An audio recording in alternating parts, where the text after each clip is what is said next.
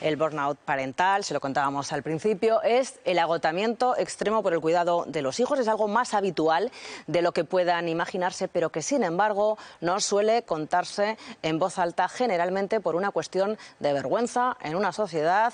Enrique, Ana Notiboli, psicóloga, bienvenidos, que cada vez nos exige más. Aquí porque Silvia nos maquillan, si no se nos notaría alguno más que una ojera, ¿verdad, Ana? Podemos hablar todos de este tema, ¿no? Efectivamente, estamos todos preparados para hablar y de sobra. Bueno, el caso es que este burnout parental, como decía Silvia ahora, afecta más a las mujeres, sobre todo por la carga mental, que a los hombres, pero se lleva más o menos en ocasiones a partes iguales.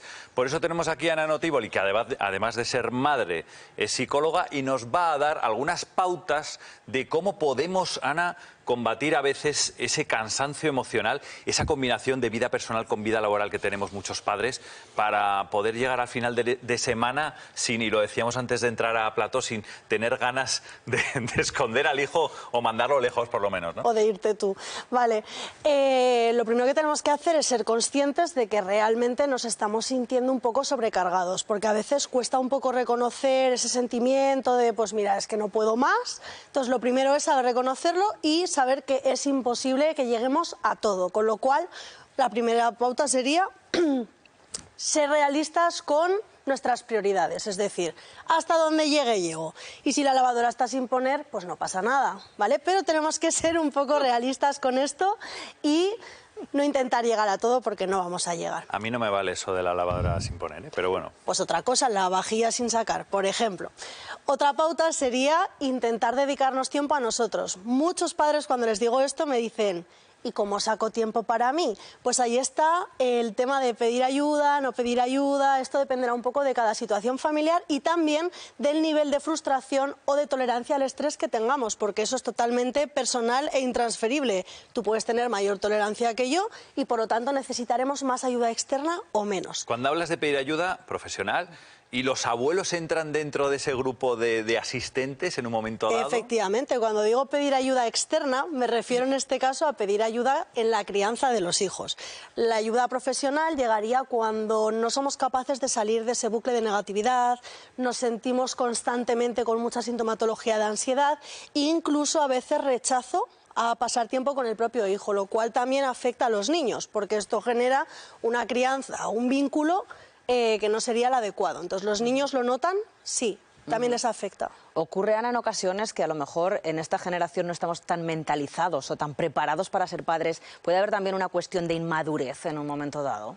Aquí se juntan dos cosas, y es que nos comparamos con las crianzas de nuestras madres, abuelas, etcétera, y es cierto que antes lo que era el papel de madre, como que desde pequeños lo teníamos muy interiorizado, y además no solían trabajar fuera de casa, con lo cual digamos que hoy en día hemos añadido ese factor, ¿no? El éxito laboral, el tener que salir fuera y además hacer lo mismo en casa. También se ha juntado que cada vez la maternidad se ha idealizado más. Madres perfectas, hijos perfectos, con lo cual sentimientos de culpabilidad, todavía más estrés de querer llegar a esa perfección. Entonces digamos que a día de hoy, aparte de que sí que creo que somos más inmaduros, porque yo cuando fui madre con 32 años pensaba, esto es embarazo adolescente, o sea, es que me siento adolescente y súper joven, ¿no? Y sí que se junta un poco esos dos factores. Bueno, pues Ana, Enrique, esto se traduce en unas cifras. Cuéntanos. Efectivamente, Silvia. Hay quien va a ver esto que les voy a contar y va a decir desde casa: Enrique, estas son frases quiméricas, no son muy tangibles con el día a día. Pero bueno, hay que intentar combatir ese burnout parental, esa sensación de estar quemados como padres, ¿no?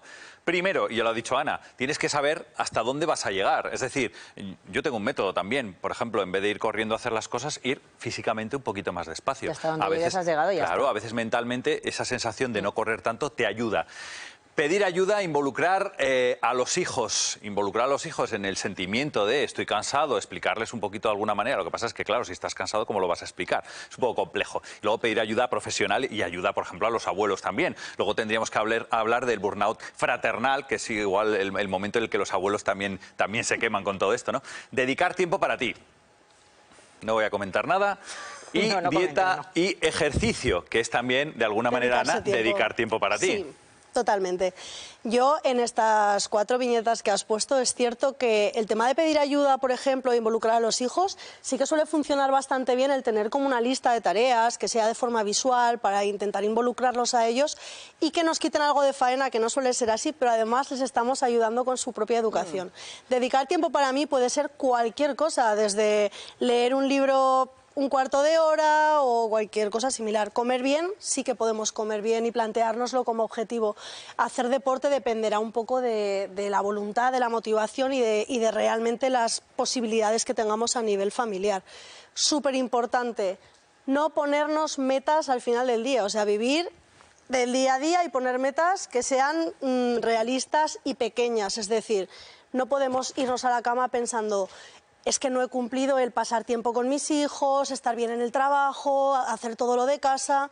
Tenemos que poner metas realistas. Pues hoy voy a intentar no gritar tanto. Por ejemplo, esa sería una meta realista y podemos intentar centrarnos en eso, pero no tener muchas metas en todas las áreas que nos rodean, sino simplemente pequeñas metas al final del día. Yo hoy voy a intentar, Silvia y Ana, no gritar tanto. Pero si os parece, antes de eso, vamos a salir a la calle, como solemos hacer muchas veces, y vamos a preguntar a esos padres y madres aragoneses, ¿tienen ese síndrome de burnout parental, ese agotamiento por el cuidado de los hijos? Escuchen.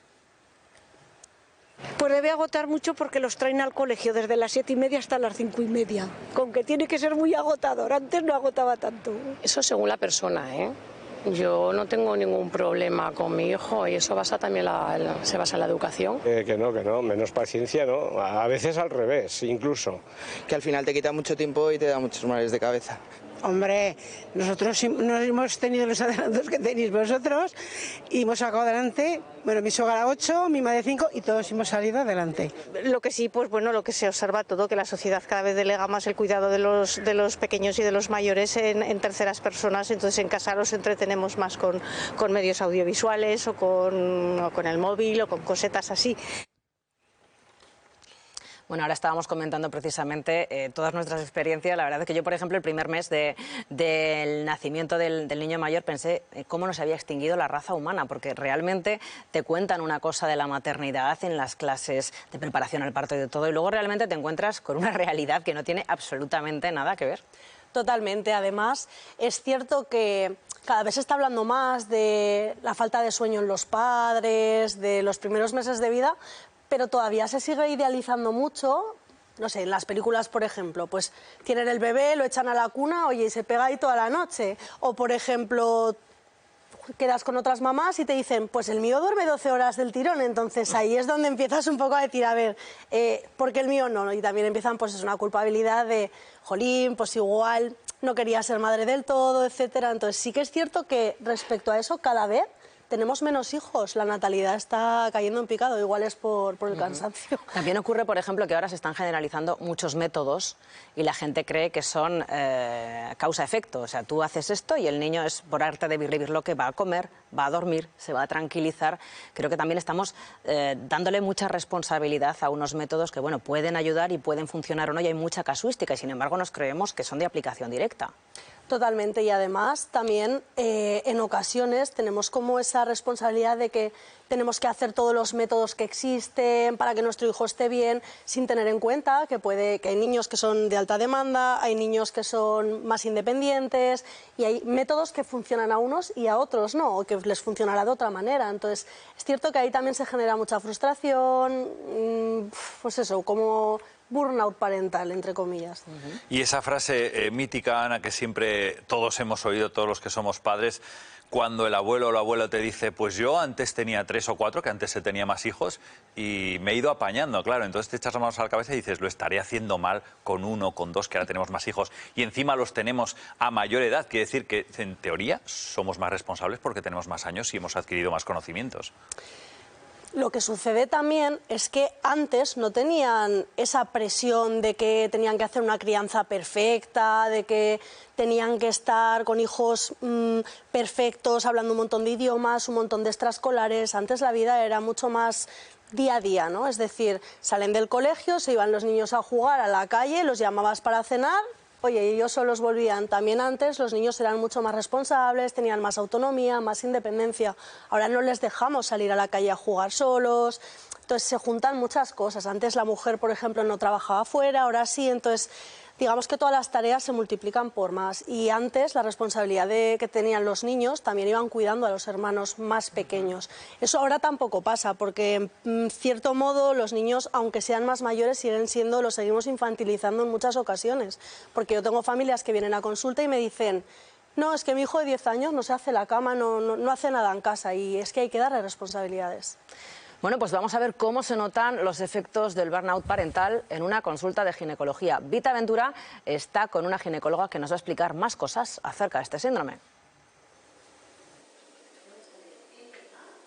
Un abrazo, por cierto, a todo el plató, que veo que es casi una terapia lo que estamos haciendo, hablando de este síndrome de padres y madres quemados. Estamos aquí con Beatriz Procas, ginecóloga. Se nota mucho el cambio de ese momento más idílico del embarazo, sobre todo cuando es el primero, a después, cuando ya empieza la crianza. Sí, sí que notamos un cambio, ¿no? En los primeros embarazos, también en los segundos, pero bueno, sobre todo pues en el embarazo se vive de una forma bastante idílica, y luego en el posparto pues es un momento de mucho cambio, también es un momento de especial vulnerabilidad, ¿no? De la mujer, pues por los cambios físicos, emocionales, la nueva vida, y luego muchas veces pues se idealiza, ¿no? Muchas cosas, se tienen unas expectativas, unas autoexigencias muy elevadas que luego pues no siempre se pueden cumplir, ¿no? No podemos llegar a veces a todo. Todas hemos visto esas crianzas, esas primeras semanas de las Instagramers que están fantásticas, que es totalmente falso. También hay una diferencia, porque las mujeres sí que es cierto que tenemos un sentimiento ya de maternidad durante el embarazo, pero muchas veces en ellos eso no sucede hasta que ya no ven la cabeza.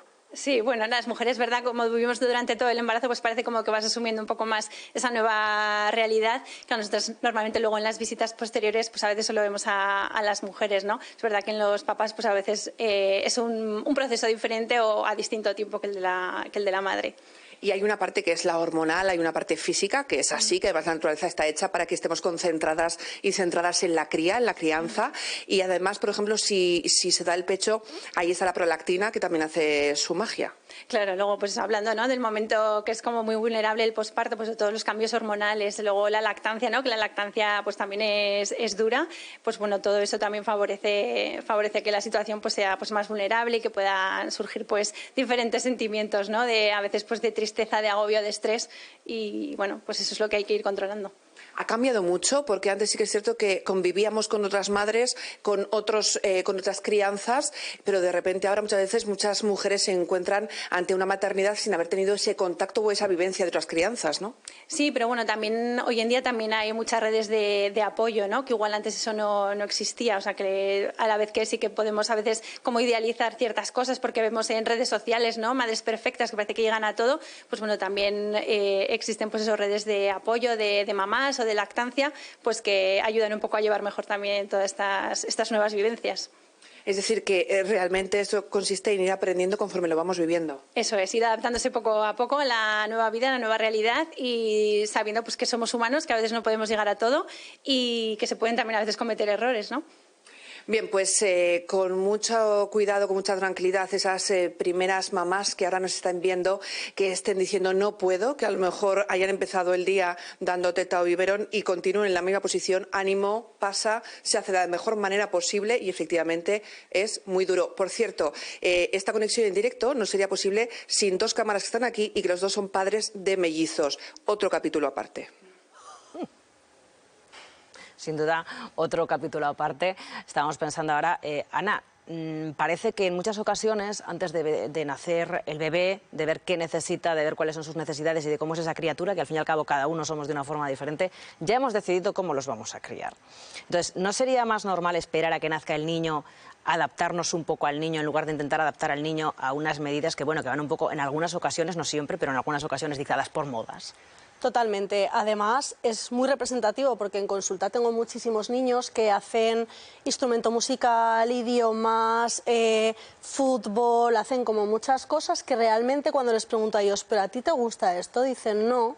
Y los padres me dicen, no, pero es que tiene que tocar un instrumento, tiene que saber idiomas. Vale, los idiomas te lo puedo llegar a comprar, pero apuntarle a tocar un instrumento si realmente no le gusta, si no lo siente, si no te lo pide, es cierto que desde que nacen parece que tenemos ya cómo tienen que ser a nivel de sociedad. Tienen que ser niños que sepan tocar instrumentos, que sepan idiomas, que sean deportistas, pero no todos son así. Yo tengo en consulta muchísimos niños que no son nada deportistas, o sea, es que no les gusta el deporte, les obligan a ir a deporte, ¿vale? Que hagan cierta actividad física por salud, pero ¿realmente les es necesario que vayan a deporte y a los partidos y a todo esto? Ahí lo dejo. Bueno, pues vamos a conocer esta realidad en primera persona. Hablamos con Patricia Vivas, una mamá que vive un poco estresada. ¿Es así? Es así. Bueno, ¿cómo es tu día a día? Cuéntanos. Bueno, el día empezamos levantándonos para poder ir al colegio. Yo soy madre de 2 hijos, uno de 4 años y otro de 7 años. Y en este caso la crianza pues lo llevo yo sola. Entonces, pues las mañanas suelen ser un poco estresantes, ya que uno lleva un ritmo, otro lleva otro ritmo. Y aunque el de 7 es un poco más independiente, con el de 4 siempre tienes que estar más encima para todo. Patricia, buenas tardes. Hola, buenas tardes. ¿Qué es lo que más te cuesta? ¿La noche, el día, algún momento en concreto de los niños?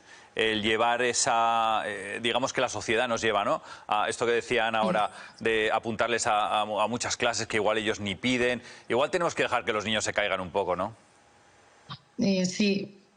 Bueno, a mí me ha pasado que hasta en el caso de actividades que ellos han querido ir, luego pues han tenido que llevar un ritmo que quizás no han podido pues aguantar, y hemos tenido que prescindir de alguna de ellas, porque la cuestión es lo que dice Ana, es que el niño no puede ir a algo que no se sienta a gusto. Entonces sí que nos ha pasado de ir a bastantes actividades y tener que ir quitando. ¿Es la maternidad lo que tú esperabas? No, yo creo que la maternidad está un poco idealizada. A ver, sí que es cierto que con un hijo se lleva de otra forma que con 2. Aún así, hay cosas que se te empiezan a complicar. Y luego, bueno, pues también el caso de cada una, pues de cómo ha llegado el bebé o tal, eso también cambia un poco las cosas. Patricia, hemos hablado hace un rato de lo que se puede hacer para intentar no acabar como padre o madre quemado. ¿Tú tienes algún, vamos a llamarlo así, algún truco? Truco, no, pues ir un poco encajando lo que mejor te viene.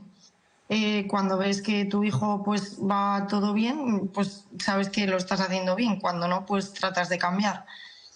Pero trucos, pues ninguno, porque te pueden dar consejos y muchas veces no te funcionan. Patricia, ¿tú has llegado a pensar no puedo más? Sí. Muchas veces. Y llegados a ese punto, ¿qué es lo que haces? Bueno, pues en mi caso yo tuve que buscar ayuda psicológica, y en realidad cuando la busqué no la busqué pensando que lo que no podía más era con la maternidad. Pero bueno, hablando, pues sí que una de las causantes de ese estrés, tristeza y demás, pues venían a causa de la maternidad. Parece que estamos haciendo, Patricia, un alegato contra la demografía en Aragón, nada más allá de nuestras intenciones. Cuéntanos algo bonito de tus hijos, algo positivo, algo que digas, bueno, por esto sí que merece la pena ser papá y mamá. Positivo que, bueno, me han enseñado más ellos que quizás muchos consejos de crianza, ¿no?, que te suelen dar o que sueles leer. Puedes intentar aplicar cosas, pero como decíais antes, no siempre funciona.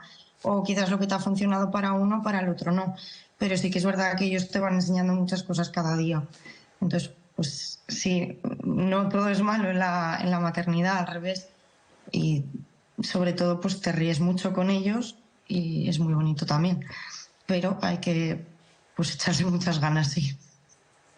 Y cuando los ves dormir también es bonito, esa es la mejor parte. Sí, la mejor parte del día, sí. Gracias, Patricia, por contarnos tu experiencia. Muchas gracias a vosotros.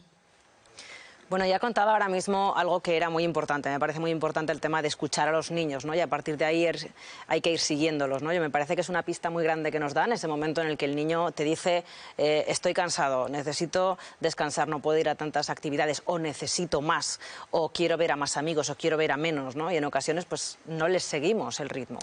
Y también es cierto que a veces, muchas veces lo que están pidiendo es que pasemos tiempo con ellos, ¿vale? Esto no lo solemos escuchar porque muchas veces cuando lo manifiestan es mediante rabietas, mediante pues mal comportamiento, y eso nos genera pues contradictoriamente más estrés, ¿no? Como más rechazo hacia ellos, cuando realmente lo que nos están pidiendo muchas veces es que pasemos más tiempo con ellos en vez de estar todo el día afuera, luego deberes. Realmente si nos echamos a la cama pensamos ¿qué tiempo de calidad he pasado hoy con mi hijo? Porque es cierto que cuando vienen a casa de hacer todo eso, que ya están cansados, toca momentos de deberes, extraescolares, baños, duchas, etcétera, que generalmente, si ya venimos estresados, pues son gritos. Son gritos, es estrés, no es el me siento, te escucho, qué necesitas, qué tal. Entonces, quizá deberíamos un poco cambiar extraescolares por momento padres. Claro, de ahí el hecho de que, y lo vemos mucho en redes sociales, igual con otro objetivo, que muchos padres y madres lo que decían es vamos a hacer las croquetas juntos, cuando ya tienen una edad, vamos a hacer esto juntos y de alguna manera avanzamos en lo que tenemos que hacer, pero lo hacemos con ellos. Exacto. Yo, bueno, con mi peque que tiene ahora 16 meses, le compramos una torre evolutiva que es como una escalerita. No nos va a ayudar, pero por lo menos ella está presente, estás con ella. Entonces sí que hay que intentar involucrarlos en la medida de lo posible. Y además no hay edad, quiero decir que tú puedes intentar involucrar a un niño y él mismo te dirá si quiere estar o no quiere estar. Pero que no hay edad, que tenemos que intentar pues, darles tareas, responsabilidades desde que pueden andar. Prácticamente. Y que no les falten los besitos de buenas noches, que eso es lo que echan más de menos. Totalmente. Ana, muchísimas gracias por venir esta tarde con nosotros. Enrique, vosotros. Hablamos luego. Claro, y lo bonito que son los niños, ¿eh? No hay que olvidarse, que también tiene su parte positiva. No, sí, y las caricias y los besitos que te dan ellos a ti también. Hay otra cosa, claro también que está sí. muy bien.